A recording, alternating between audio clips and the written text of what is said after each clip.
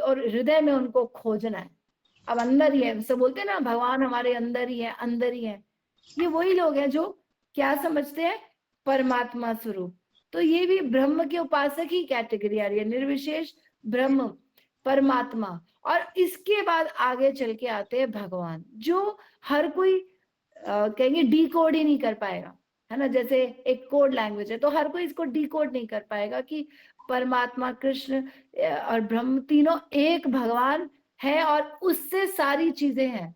मतलब एक पर्सनालिटी से सब पॉसिबल है। विदाउट कृष्णा कोई ब्रह्म नहीं है, कोई परमात्मा नहीं है। कृष्ण भगवान है और उनसे सारी उनकी अलग अलग स्टेजेस में हम भक्ति करते हैं। भक्ति नहीं, इसको कहेंगे कि इस मार्ग पे उपासक है। भक्ति केवल भगवान, भगवान है तो भक्ति शब्द सही है ना। भगवान अगर पिक्चर से आउट है तो भक्ति नहीं है, फिर ब्रह्मवादी परमात्मावादी ऐसे ऐसे नाम आ जाते हैं।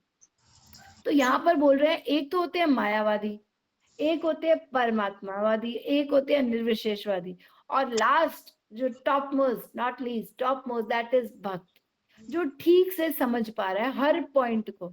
ये लोग अधूरे हैं, अधूरी नॉलेज में। मायावादी तो टोटल नॉनसेंस है, क्योंकि वो तो कृष्ण को ही माया का समझ रहे हैं। मायावादी कृष्ण अपराधी, ये कृष्ण के अपराधी लोग हैं, तो इनके लिए तो बहुत प्रोसेस डिफिकल्ट हो जाता है। ये लोग फिर भी लगे हैं, लेकिन प्रोसेस इनका भी टफ है, अभी आगे चल के आएगा। भक्त है जो बिल्कुल सरल सुगम इजी गोइंग अपनी लाइफ में कृष्णा से अटैच हो सकता है। ठीक है, तो कैसे आ रहा है, अब इसको आगे बोलते हैं। तो ये बोलते हैं कि सनातन गोस्वामी कि आपने सार्वभौम भट्टाचार्य को एक बार पहले बताया था, अब मुझे ना फिर से वो भाष्य समझाइए।